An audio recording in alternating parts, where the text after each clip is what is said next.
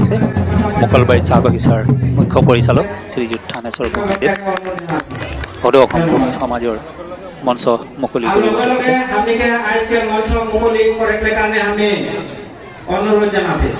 দীপম জ্যোতি পৰম জ্যোতি দীপম জ্যোতি নমস্তে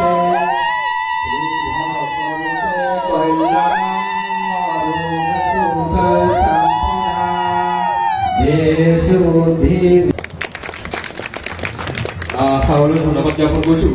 আৰু এই অনুষ্ঠানত তেখেতে আমাৰ ইয়াত প্ৰজ্ঞাপন কৰাৰ কাৰণে আমি উদযাপন সমিতি তথা সদৌ অসম ভূমি সমাজ জিলা সমিতিৰ পৰা নিশ্চয় আনন্দিত আৰু শুভেচ্ছা জনাইছোঁ, অভিনন্দন জনাইছোঁ। আৰু দুই এষাৰ ক'বৰ কাৰণে অনুৰোধ জনালোঁ।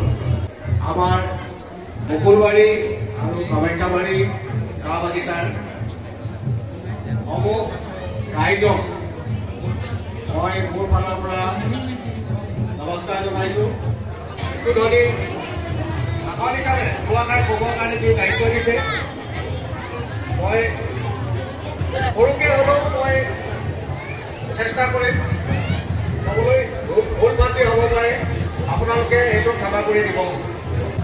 যি হ'ল আমাৰ ভূমিপুত্ৰ, তাৰ ভিতৰত ভূমিজগত তেখেতসকল ভাৰতবৰ্ষৰ এই মাটি যেনেকৈ যিমান পুৰণি, এই মাটিৰ পৰাই তেওঁলোক বাহিৰৰ পৰা অহা নহয়। আমাৰ এই দেশৰে মানুহ, আমাৰ এই মাটি। ভূমি মানে কি? ভূমি মানে ভূমি, ভূমি মানে মাটি। ইংলিছত কয় যে ছট অফ দ্য ছইল।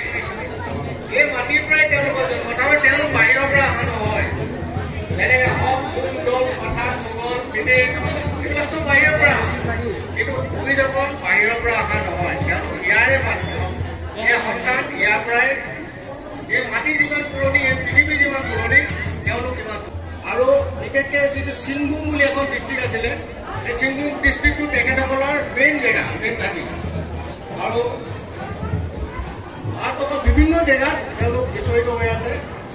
আৰু আমাৰ যি মহান ভাৰতীয় যিটো সভ্যতা, যিটো মহান ভাৰতীয় সংস্কৃতি, তাৰ ক্ষেত্ৰত তেওঁ এই ভূমিসকলৰ যি অৱদান, মই দীঘলীয়া কৰি ক'বলৈ নাযাওঁ, সেইটো কৈ শেষ কৰিব নোৱাৰিব। খুব দীঘলীয়া নকৰোঁ। আমি